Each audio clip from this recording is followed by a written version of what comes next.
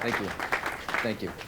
Hey, I've been here the whole time with you all, and I'm thrilled and excited to get to talk about learning. This is one of my most passionate topics. You know, many of you know I run Experts Academy and High Performance Academy, and we have some of the most amazing online graduates and online courses in the industry. But what I'm really proud of is this idea of learning, and I'm excited about it. Last night I was sitting down with my journal thinking about what did I learn today. Every night I do that. I say, what did I learn today? And I thought of something I learned from Tony, though it was exactly what Jim was talking about. It was observational. It wasn't something Tony said to me. That reminded me of a lesson that I learned when I was a kid. And it's about what's going on here in the Downtown Project. And it happened for me when I was really small. I grew up in Butte, Montana. So I grew up pretty poor. Butte, Montana, if you didn't know, was actually the 5th city in the world to have full electricity. The whole city. So you basically had Paris, you had London, you had New York, DC, and Butte, Montana. Which people always like, why did that happen? Well, Butte, Montana, that was where copper was king. Which copper was what was fueling all the electricity and the transport system for all electricity around the world at the time. So we beat Chicago with that. We became a major immigrant station. But then after copper, then came steel, then came aluminum, and then they decimated the earth. And then I grew up literally under the specter of the Berkeley pit. And if you don't know a lot about environmentalism, the Berkeley pit is a mile wide and a mile deep of toxic mining sludge that they can't biodegrade, they can't chemically fix. So we're Montanans, we're pretty resourceful, so we just put it in bottles and we ship it to caves in Utah. But we grew up with this specter above us. Literally, I mean, not only are we economically a mining town that's been depressed for a century, but we're in a place where literally this specter is hanging over us, and the concern was always, will this stuff get into the water table? And what happens to our population if that toxic gets there? So this is the kind of place that I grew up. I grew up in a place where my parents, working full-time between the two of them, never earned $40,000. And I mean, they were working hard, and it was a place where when you struggled, you really struggled. I mean, people talk about struggle, but when you're living in real poverty and challenge, you know it. And we didn't know it because we were kids. And I remember one winter, the heater goes out. And if you're in Butte, Montana, and the heater goes out, that's not an inconvenience, that's like life or death, because it's common. 40 below zero, wind chill factor, major problems. I mean, this is life or death situations. But my parents, being extraordinary people, my mom, she goes to the garage, she gets out of the tent, she sets up the tent in the living room, throws in all the sleeping bags, the parkas, the blankets, and everything, and then the electricity goes out. So now she's cooking on the Bunsen burners that you go out with camping. And yet, us kids, we're walking to school, we're like, we're camping. We're proud of it. We're like, where'd you sleep last night? Yeah, I slept in the tent. We think it's amazing because my parents, they made it fun. They made it a game. They made it a learning process. They thought it was awesome. And the funniest thing about the whole thing is us kids never even knew that until about 3 Thanksgivings ago when we're sitting down at Thanksgiving. You remember that time we were camping? Us kids are all talking about our parents being cool, that we got to camp. And they're like, oh, no, didn't you know? That's because we were poor. So I grew up with nothing. But I grew up with total abundance. And I remember sharing that story, and coming back to Vegas is very bittersweet for me. My mom and dad moved down here after they'd kind of retired, and then my dad was diagnosed with leukemia, and we lost him in 2009. From diagnosis to death was about 60 days, very fast. And they lived right up the road. My mom's still up the road. And I remember something my dad said, though, about that experience at Thanksgiving when he's telling us the story. And it was something that got me thinking about what we're all experiencing here in terms of our learning. And something that, as we did the tour yesterday, when I walked through Tony's apartment upstairs and I was looking around and looking out in the city and see what he's done with the apartment, and then when we went to the strike last night and look at the casino and what he's done, and then you look at this, and there's something my dad also said. He said this when we were talking about the tent. He said, look, get by with what you got as you build your dreams. Get by with what you got as you build your dreams. Tony and Jim could have very easily said, we're not going to do this event until the damn stadium's built and everything's perfect. We're not going to invite all these amazing world-class leaders and experts anywhere until we've got everything dialed in. But they said, you know what, let's throw them in a construction trailer. Let's open the casino. That top of that casino ain't done yet, but last night it looked pretty good. They did that in 3 weeks. And you think about it, get by with what you got as you build your dreams. That's learning. right? Sometimes not everything is perfect, not everything do you know. We've been able to build these assessments online. If you haven't been to High Performance Academy, I hope you check it out one day.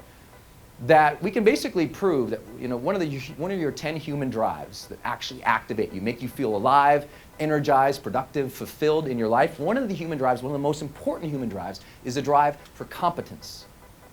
Matter of fact, we can give you an assessment, and based on how you figure out this assessment, or your employees fill out the assessment, we can guarantee whether they will or will not engage in a new project, whether they will or they will not learn, whether they will or they will not even try.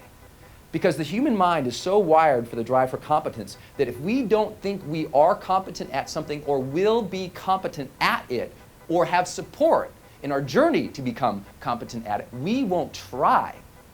We won't even try. So sometimes you got to get by with what you got.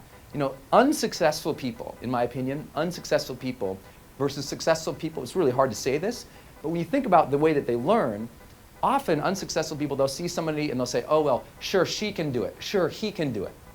Or they say, well, I don't have that, or I don't know that, so they don't begin. Successful people say, I don't know that, but they don't stop there. They both say, I don't know that. One stops, one says, keep going. Successful person says, I don't know that, I don't have that, then my job, go learn it, go build it. And that's what we're all doing here. That's what competency, the journey of competency and learning is doing. You don't know a lot of things, and it's that humility that comes with the human spirit that says, I don't know how to do this, but we'll figure it out together that makes all of this really magic. Now, I'm not just here to talk about learning and competency because Jim wanted me to talk about some of the stories and experiences I've been through that helped me learn to activate my drive, my ambition, my goals. Because I went from that kid, we grew up totally poor, but that abundant mentality my parents had, that resourcefulness, that was imbued in me. So I had a pretty good childhood. I lucked out with 2 parents. We were broke, but I had great parents I had love. I was very lucky for that. And everything was actually pretty good. Going through middle school and high school, it was all good. And then, shit hit the fan because I fell in love. And everything fell apart because I had my high school sweetheart. We decided we were going to go to college together. So we signed up for the same college, the same exact classes. We were so excited to go to college together. We had the same U-Haul going to college and moving in the dorms. We were so excited. Then that first semester, she discovered beer and boys on the same night. So that relationship fell apart. And I don't know about you, but sometimes when a relationship falls apart, you fall apart. And that's what happened to me. I was a happy-go-lucky kid all my life, and then this relationship happens, it falls apart, I fall apart, and by the end of that semester, I can't get out of bed. My friends can't rally me to go out anymore. I can't do anything in my life. I'm decimated. My identity was so tied in that relationship that when the relationship fell apart, I went with it, and now I had suicidal thoughts. And I just thought, what's it all for? And then one day I happened to open up the school newspaper, because the only way of finding out what's going on campus was school newspaper, because I never left my dorm room. I was so depressed. And there was this huge ad, and it had a big, huge, huge, beautiful palm tree and white sandy beach and a big blue ocean, and it said, escape. And I needed to escape because I was still going, if I went to any of the classes or if I did anything on campus, well, how you doing and everything, and I was surrounded by this just culture that was supporting my own depression. And I saw this thing, and it said, work a summertime job in the Dominican Republic. And I didn't know where the Dominican Republic was, but I was like, it's not in Montana. So yeah, so I took the job. So I go down there with my buddy Kevin. And we were having the time of our lives. 2 young guys down there, we're working for an entrepreneur all on the island, and we basically kind of become like a tour guide. And we take people all around, and everything was really cool. And one night, though, everything changed for me. It began this journey not only for learning, but personal development, and also learning how to use my brain and my mind to activate my life in a way I wanted to consciously design something. Because one night, we returned from a client's house. It was pretty late at night, a little after midnight, and we were returning from a client's home, and there was a brand new paved road on the northeast side of the island, so we are flying down this road trying to get home. All the windows are down, we're going 85 miles an hour, that awesome tropical Caribbean air is kind of coming in, and there was a vibrancy in the car. Something felt like it was shifting or stirring. All this air was coming in. On the radio, our favorite song was playing. At the time it was Life is a Highway. Remember by Tom Cochrane? Life is a highway, I want to, I'd sing it, but it's copyright infringement. But, so it was like, man, we were just singing that song. We were flying down this road, and we came upon a corner that in the United States where they had one of those big U-turn shaped arrows. Watch out, slow down, be careful, sharp corner ahead. But developing country, no sign. So we go around that corner, and that became the turning point in my life. Because we're around the corner, and the headlights immediately go off the road. Kevin grabs the wheel, pulls on, Brendon, hold on! And I remember this feeling, this bracing, and I grabbed the thing, and it was just like this fear, and if you've ever been there, this weird slow motion thing happens. And this weird slow motion thing kicks in, and I'm grabbing and I'm bracing, and I don't know if it was a cognitive thought or a feeling or an emotion, but I'll tell you, when you're sliding in death's doorway, you think about life in some way or another, even if it's just an emotive feeling in your body. And that first question you think about life is, did I live? If this is it, if this is all there is, that brace, that fear, that concern, it's just like, am I ready for that? That's, did I live? Did I live my life? Was I alive and vibrant and cheerful and joyous? Was I here? Was I present? Was I really alive? And did I live my life? Not my spouse's life, not my peer's life, not my professor's life, not society's life, not my company's life, not my partner's life. Did I live my life authentically, really, truly? You want to know that so bad it aches in your bones in those final moments. At least it did for me, because I hated the answer to the question. I hadn't been living my life. I'd been thinking about taking it. I was so depressed. The car starts sliding off the road, does that weird fishtailing thing. And as we slide off the road, we hit this little retainer wall they'd built for a nearby irrigation ditch. And it pops the car up in the air and starts flipping it, and I smack my head on the car door. And I start seeing all these images of times in my life when I was surrounded by people that I cared for. And it wasn't like this omniscient viewpoint like in the movies where you see, your whole life kind of unfolding out, and there you are, the little you kind of growing up through different stages and having these different experiences. It wasn't like that at all. I didn't see myself at all. It wasn't like, there's little Brendon, and his little 12th birthday cake and his friends and his mom singing the goofy song, and, there's little Brendon with his little sister Helen swinging on the swing set. It was like, it was through my eyes as I experienced it. So there was the cake, and there was my buddies there, and my mom singing the goofy song she always sings on her birthday with my dad. And there was my sis just swinging and smiling, And it makes you wonder about who you're going to miss when you're gone, and who's going to miss you. And it makes you wonder the second question of, did I love? Did I love openly and honestly and completely, or did I hold back one time because I got hurt, which was my story, because I didn't like the answer to that question either. Because I gotten hurt so bad that I just shut down. And sometimes, how you put out the mask on or you build up the wall to keep out the bad guys, but if you're keeping out the bad guys, who else can't get in? The good guys. So you shut your wall off. You stop living through your heart because you got hurt, you got trampled, someone judged you, and you just stop living through your heart. So the car apparently lands, rolls several times. I'm knocked out completely at that point. When I finally come to, Kevin is screaming at the top of his lungs, "Get out of the car, get out of the car, get out of the car, get out of the car." And I look over at him, and there's a chunk of his head like this. There's blood all over, and he's screaming. I don't know if the car is on fire. I don't know what's going on. And he's able to get through the little window of his driver's side door, and he crawls out, "Get out of the car, get out, Brendon, get out." And I'm scared, and I'm numb, and I don't know what's going on, and I try to get out, but the door doesn't open. The door's not even really there. This is all smashed down. The whole car is smashed down on top of me, and all I got is this little windshield right here that's, what used to be the windshield, the opening of the windshield here. And I'll never forget, there was this moment I got myself through this thing, and I stood up on this crumpled hood of this car, and I looked down, and all this blood was coming off of me, and Kevin was screaming something over here, but it was this slow motion still thing happening. And I remember feeling literally life drain out of me as all this blood came off onto the crumpled hood, over the hood. facing my own mortality for the first time. And I remember this feeling as life is going out. I just thought, did I even matter? You know, if this is it, was there even a purpose or a reason that any, you know, maybe I didn't change the world, but did I change somebody's world? And I felt like I was going to pass out, and then I saw this little glint, this little sparkle in my blood that was going off the hood of the car, and something was shining, and it made me look up. And there was this bright, big, beautiful moon that night.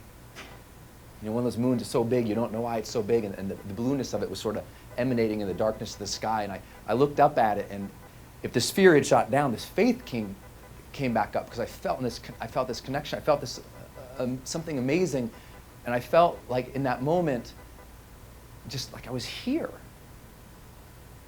Like I'm still here. And I felt like at that exact moment, the big guy up there reached down and handed me life's golden ticket, second chance. Here you go, kid. You're still alive, you can still love, you can still make your difference, but now you know the clock is ticking.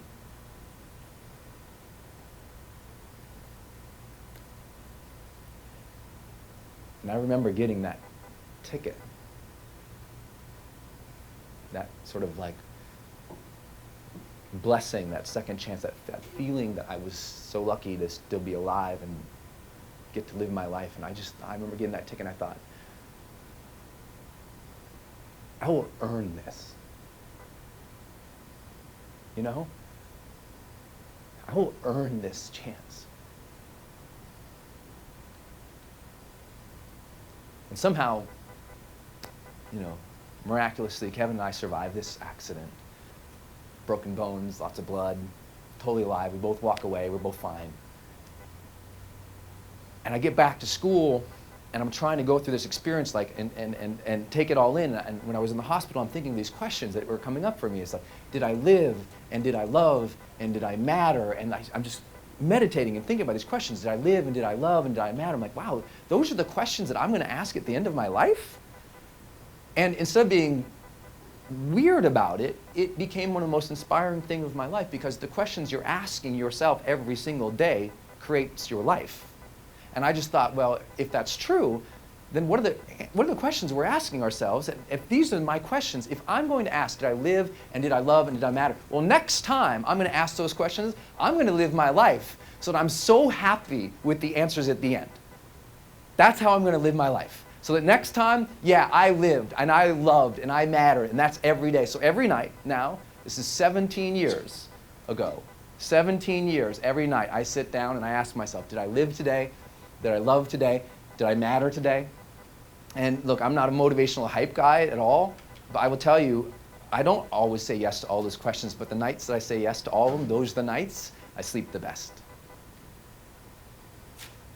And I don't know how you feel about it. I know I'm in a room of high performers already. I don't know how you are or where you're at in your life, but how many of you, by raise of hands, feel like there really is a second chance? Like second chances exist. They're real. They're true.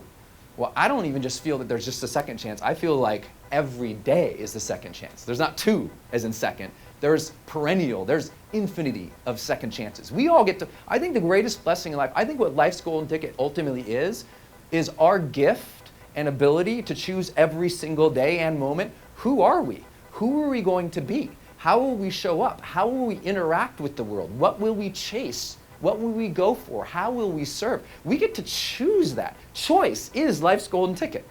Choice. And I thought, oh my God, what a blessing. So I decided I was going to consciously design my life because I didn't like it prior. So I go back. And sometimes, you know, when you go back to change your life, not everybody around you likes it. You know? So I go back and some of my friends are like, well, who are you trying to be? Like, you're different than you used to be. I'm like, you're damn right I am. Yeah, I'm different. You're right. I feel it. I feel better. I feel better than I've ever felt my whole life. And at some point, you have to realize that we have this gift. And at some point, we have to realize, what are we going to do with that gift? What I realized and what I came to in my life and discovery was really, you know, there's only two things that change our life. And the faster we get on with it, and the faster we understand these two things, the faster our life amplifies, and the faster we can serve at a much grander level. Only two things are going to change your life, even your high performers. I know we got successful people in the room. Only two things are going to change your life. I could go to the most poverty-stricken part of this entire community and say the exact same thing. Only two things are going to change their lives too. Only two things. Either A, something new comes into your life. Something new comes in. You meet a new person. You win the lottery. You score, you get the investors. You find something new, a new strategy, a new tool, new technology, some new idea. Something new comes into your life, and boom, it shifts it forever. But that's called luck or providence or serendipity. We don't always get to create that. The second thing that changes our life is something new comes from within. Either something new comes into our lives or something new comes from within us. And we make a different choice for how are we going to show up, how are we going to serve, how are we going to be, how are we going to interact with people. And that was a huge charge in my life when I got that. I was like, I can change all this. Because I changed so much and so dramatically. And it was like, I can change. I control that. And it was so, I know it's so silly, but remember, I was 19, 20 years old. This was blowing my mind. And it led to an extraordinary life. And I loved it. I went from that poverty kid to being a rock star consultant kind of kid for major companies, built leadership programs at JCPenney, eBay, Best Buy, Nordstrom, and Walgreens. To this day, you go to those companies, those are leadership programs I got to help build. Me and one other person. Rock star. Then I decided I'm going to start my own thing. And I did like everyone else. When you promptly start your own thing, I went broke real fast. Had no training, had no learning in entrepreneurship, no idea what I was going to do. Completely decimated. I'll finish that story later. But then I figured some things out. And everything started going well. And then it was like, boom, a couple best-selling books, a couple big seminars, major coaching with some major CEOs. Everything started lifting. And it was like, bam, 7 figures. And I was like, oh my gosh, this is amazing. And then bam, it was like 8 figures. Like, holy cow, we're doing 8 figures with 5 people. And it was like, holy cow, this is amazing. And then the shit hit the fan again, not because I fell in love, because I left the country again. Apparently, I should not do this. I go to a bachelor party down in Cabo, and we're riding ATVs and 4-wheelers through the desert. And I'm really good on it. I mean, I grew up in Montana, so I'm like, wait, we're not going up crazy. I'm really good. I was riding safe, doing nothing weird, nothing crazy. The end of the day, we're flying down this beautiful beach, and I'm just flying down in 4th gear, so we're about 35 miles an hour, cruising down, having a good time, and kind of looking over at the ocean, and everything's cool, it's flat and everything. And I hit this little pillow of sand I didn't see. And that little pillow of sand was probably really small, but it lifted the bike just enough, and we're going just enough, fast enough. This time, no slow motion. That front wheel, left wheel landed, bam, put me on my ass immediately. Started rolling. I was wearing a helmet, luckily, and I heard the sand as I'm rolling, and I heard next to me, boom, boom, boom. And I thought, please, God, don't let that land on me. 800-pound bike, if that landed on me, I'd been snapped. Didn't land on me, but I get knocked out. Well, I think I made it out lucky. Snapped my wrist, broke a bunch of ribs, threw out my hip, major whiplash. No problem. I'm like, I can handle this. Go back to my life, and I'm going through the motions of healing, but I'm not feeling, but I think it's because I'm broken. I'm having a tough time, and I'm losing some motivation, losing a little bit of what I call the charge. Not a spark, not little brief moments of energy, but an enduring sense of chargedness in your life. And I'm kind of going through the struggle, and I was really struggling. I couldn't figure out what was going on. And about 6 or 7 months of this goes on, and a couple different things are happening. My writing, I can't see the next sentence come in. On stage, I'm not feeling the connection with the audience. People are coming up to me and they're like, what's wrong with you? I'm like, what? Nothing's wrong with me. And enough cues go on, and finally I have one night, I've been writing all night, and I go to bed, I wake up, I go and look at what I've been writing, which is rare, because I usually just write the whole book. And I looked, and it was a bunch of sentence after sentence of gobbledygook. Fragmentary sentences, incomplete thoughts, nonsense. And it freaked me out. I looked at what I've been writing for 3 months. It was all like that. And I realized, wait, this is language. Okay, I'm having emotional resonance issues. This is language. I've been losing a lot of games on the racquetball court. Motor control felt down. I'm like, this is a brain thing. I've been studying neuroscience for 7 years at that point. So I picked up the phone, called Daniel Lehman, good buddy of mine, Experts Academy graduate. And I called him and I said, can I talk you through, there's some weird things going on with me. He says, where are you at? I said, I'm up in the hill, I'm in Columbia River Gorge, I'm writing my next book, it's really going great. He says, yeah, are you near an airport? I said, yeah. He says, well, why don't you get down here? I think your brain might be swelling. I need to scan you. I went down, got my scan, and did my cognitive tests, and I scored out the 24th percentile of a high school graduate on my cognitive tests. So the lower quarter of a high school graduate. My brain showed very decreased activity, blood flow, oxygenation, prefrontal left cortex, cerebellum, and the hippocampus, meaning my executive control, my motor control, and my memory were all completely compromised. And man, it was good. I've been learning neuroscience, but you know what? There's learning the concepts of neuroscience, and there's practical neuroscience. What do you have to do to get your life back? And I had to work harder than I've ever had to work in my entire life to get my energy back, to get my charge back, to get my motivation back, to get my creativity back. And some of you have been there because maybe your injury isn't a knock in the head, it's just stress, or it's the duration of time that you've not given yourself a break. And now you're like, I've lost a little bit of the charge. And you know if you've lost the charge. You know, there's three kinds of lives. There's the caged life, right? The caged life, the caged life is a life in which you feel trapped. You feel trapped by other people's expectations. You feel trapped by your current capabilities. You feel trapped by your opportunities. And if you've ever seen an animal, even a ferocious, powerful, fully charged animal, thrown into a cage, over a period of time, the same thing always happens. If that animal is not caged, treated well, that animal ends up in the corner, suffering, angry, every single time. A lot of people live in the caged life. We've all been there. Everyone in this room has probably been in the caged life at some point. Because the caged life, what it feels like, it's like frustration, and there's an anger there to it. Because you see all these people looking in, and here's how you know if you're in the caged life, because you're constantly saying, they don't understand. Because you're angry. You think they don't understand you. You know what? If you don't think people understand you, you've lost connection with the world. Because you really think you're the only person who's gone through this out of 7 billion people alive today? You really think you're the only person who's experienced this? There's lots of people who've experienced every range of emotion in this world. I believe that. That's humility, saying that my ego isn't so big that I'm the only one going through this. But when you're angry and you're frustrated and you feel caged and you can't see the door out, that's the cage life. And sometimes the only thing that breaks that cage is something new has to come into your life, and it rattles the cage enough. New opportunity, a bankruptcy, a turmoil, a threshold, something happens, breaks that cage, and you're out, and now you have a new option. Or you start looking around for your way out, and you get diligent and disciplined to paying attention to your environment, and you decide to find that door out. Something new comes from within. Then you've got the comfortable life, which is what most of us get to live. And in this society, if you got to come here on 3 days' notice, take time from your family, your life, and your business, man, we are blessed. How many of you feel really blessed to be alive right now? I mean, I've never felt so, we are so lucky. And most of the world is living in an abundant culture right now, very abundant society. And I say that in saying there's a lot of choices. Now, not everyone is an abundant society or culture financially, but there's a new shift happening in the information and the optimism for the world.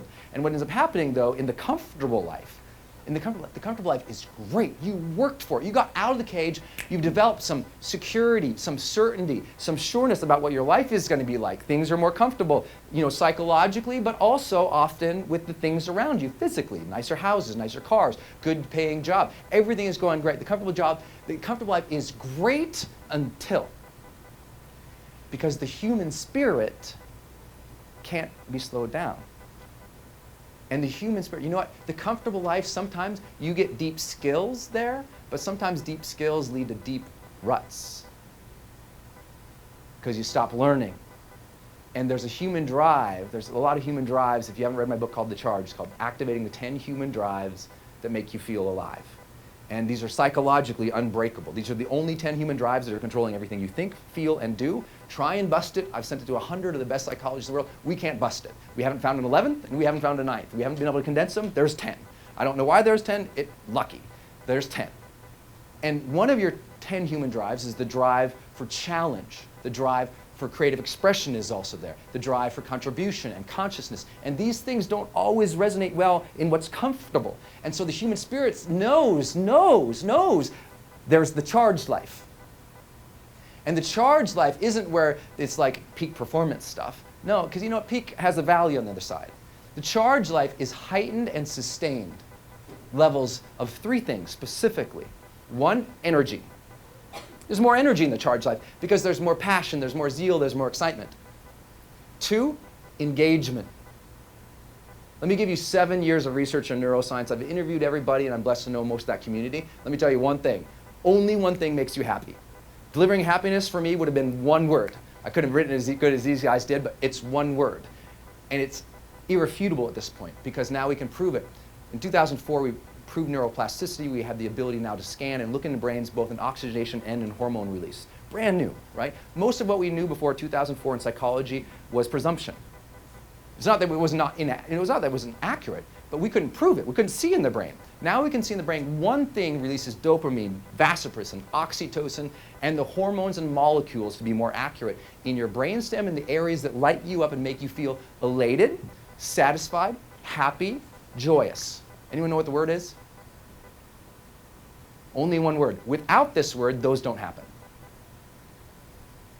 Engaged. Engaged.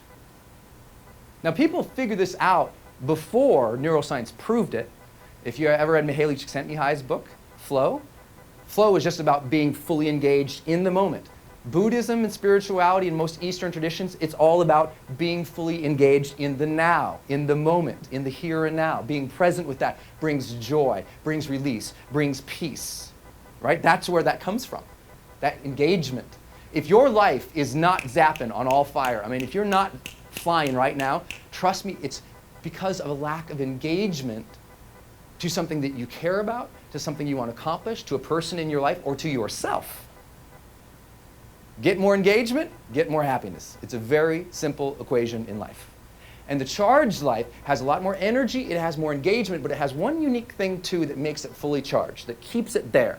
And that's enthusiasm. Enthusiasm. People who are fully charged, and I've been blessed to study some of the most happy, extreme people and people who have been totally depressed. I spent 13 years in hospices just trying to see, do other people ask? Did I live? Did I love? Did I matter? In fact, they do. Maybe not those exact words, but they really think about did they live, and they really think about what their relationships were like and who they loved and who they didn't love, and they really think about the difference they made, the legacy they left for their family and for their community. Those are real questions, not just some make-believe. But in studying all these people from huge different ranges, it comes back to the same thing. There's something that keeps you fully in charge, is that enthusiasm.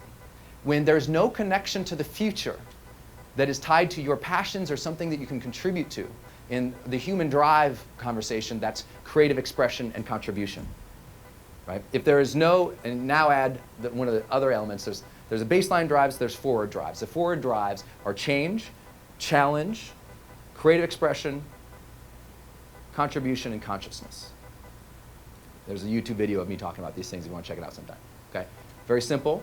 But man, if you don't have a connection to the future, there's no challenge. If you're not feeling charged, you got so comfortable that there's nothing challenge anymore. There's nothing like kicking you in the ass for your knowledge, skills, and abilities. There's nothing now that you have to learn right now because you figured out you succeeded. So you're not learning, so you're not challenged. Because you're not challenged, you're not charged. Now, you want to get more charged? Overlay on top of that challenge, give yourself that challenge of creative expression. How can I uniquely put my friggin' thumbprint on this? Tony could renovate the shit out of this entire area and it would be amazing. But how many of you think he's putting his thumbprint on it? What, 3 of you? How many of you think he's putting his thumbprint? He's standing right back there, he's watching him. This is his thing. This is his thing right now. And because he's got a thing right now, there's an enthusiasm there. Even if it's overwhelming and a whole hell of a lot of work. But because it's his thing, I bet there's a lot of charge there because there's an enthusiasm to see these openings, even as he's going to be opening 50 things every single day for the next 5 years, right? It's the matter of, is there something that I'm engaged to in the future? You want the charge, you got to get those 3 things. You've got to get heightened energy, which we'll talk about. You've got to get heightened engagement, and you've got heightened enthusiasm for the future. Any of those that are not there, watch what happens to your energy in life. There's like the triple, you have to have those pillars. One of them is gone. You can be very energized and happy in the moment, and you can be excited for the future, but if you're not engaged in the moment, you don't experience it. It's not real. It's a mental thought. It's not emotional. And so the gift and the benefit that we know is that you can create all of these things. by conscious design. My whole message to people is a charged life is a consciously designed life that generates more energy, that generates more engagement, and generates more enthusiasm. Now, I've been blessed to speak to audiences around the world, and I'll tell you, a lot of people say, well, yeah, that works for you. Because you are like that, they say. That's your style. That's your personality. So you're just like that. Well, if you study anything in psychology, trait theory was left behind in the 70s for a very specific reason. We evolved past that belief. And the metaphor, if you need a metaphor that overlies most of our psychological research, here it is. The power plant does not have energy. It generates it. You don't have energy. No one in this room has energy. Some of you are wiped out from last night. Right? You're sitting there, you've been sitting, learning all day, you're a little wiped out. But if we kept you engaged, you're probably feeling pretty good. But the reality is, sometimes energetically, it's not there in your body. You're tired. That's just true. But energy is a choice as well. The power plant doesn't have energy, it generates it. Your job, if you're leading people, look, sometimes you're wiped out. If you saw my road schedule in the last couple months, you'd be like, damn, how's he standing? But I have a choice to serve right now. I'm going to show up. It's not a personality, it's a choice. The only people who say, oh, well, she's like that or he's like that, they're judging on the wrong context. They're judging of, well, am I like that? No, it's like, what are you seeing? Don't judge his style, listen to the strategy. The strategy is choosing your energy level in life and making it conscious to have that and to generate that. Same thing with your engagement. You're like, well, I don't have anything going on in my life right now. You know, I'm just not really engaged. It's just, you know, it's not my style. I'm more aloof and held back. I'm like, that's not a trait. That's a habit. It's a behavior. Everybody can get more fully engaged in their life. And you want to know the number one thing that your families want, all of our families want? Your wife, your husband, your partner, your spouse, your lover, your girlfriend, your team, everybody in your life, do you know what they want? One more thing from you? They want more engagement from you. They don't want the gifts, they want the presence. You've heard the metaphor. The presence, you here fully with them. And you know what? That's what creates an extraordinary relationship. Full engagement between two people. It's just like when you first fell in love, you guys were so into each other. Yes, because you were into each other. You were in the moment. It's like, wow! You felt there's like an engagement. You're like, man! And if you've lost that, put it back. Oh, you don't understand. We've lost it. I'm like, where did it go? It wasn't a thing. It's not like losing your car keys. Where you lose your car keys, you're screwed. Those are gone. Engagement, that was something you created between you. It's there. You just have to cultivate. You have to generate it again. You got in a habit of not generating it, and that's why the relationship started losing what people say, its spark. It didn't lose its spark. No one's blowing on the flame that's there. The pilot light is on, ladies and gentlemen. How are you fueling it is the question. And this last thing with enthusiasm. If you don't have something to look forward to in the future right now that is vibing you and zesting you and kicking your ass, then I'll tell you what, find it and create it. Not just so you can wipe out your adrenal glands, like most people will say, well, Brendon, not everyone can be so excited about the future. I'm like, why? Why can't everybody be excited about the future? Especially where we live and what we're doing. We got 3 billion new people coming online in the next 3 years who are all looking and searching for help and hope. Who are they going to find? What are they going to see there? We have this extraordinary opportunity where guys like you've seen who are standing up here who are changing education, changing learning, changing communities like we're doing right here in the Downtown Project. It's like, this is a very exciting time to be alive. We just have to shift our focus to seeing what can we consciously design it to be. See, the future sucks if we don't have any sense of control. The first human drive is control. If we don't feel like we have a sense of control or we can make some magic there, then we bow out and we say, well, I'm not, it sucks. But if we believe we can consciously design it, now it's exciting. What we are seeing here is a whole group of people, led by Tony, looking around, look at all these things, look at his apartment, got all these things up there. They're consciously designing a community. How friggin' awesome is that? So what are you consciously designing? How engaged and enthusiastic and energetic about it are you for tomorrow? Those are the secrets to high performance, and those are the secrets to the charge. And when you find those and you decide to do them, when I was struggling through my brain injury, that fight and that struggle and that push every day was just to activate the 10 drives that I knew would make me feel alive. It was the same thing I've shared with you here today. I knew I could do it, and man, it was a struggle. Luckily now, I'm 100% all on my tests. I feel better than I've ever felt ever before. I'm performing better than I've ever performed on my main seminars or the work that I do out there. I feel back, but you know what? I had to work for it. Took me, knowing all this still, took me 18 months. But the question is the fight worth it? Is the struggle worth it? How do you want to feel a year from now? Has everything to do with how you start living your life today. I say if we walk out this door here, and we walk out the doors of our homes and organizations, when you're board your planes to go back home, and you think about this experience and what you've learned, you think about whether or not you're going to carry a charge into your relationships, into your life, and in your family. And if you do that, I just say, man, if you will live that kind of life you know you can live, and live it through your heart, and make your difference, and make it a conscious choice to do it every single day, then I'll tell you what, when you get at the end and you're looking up at your starry night and you're thinking about your life, you will know you earned it. Thanks everybody for your time. Appreciate it.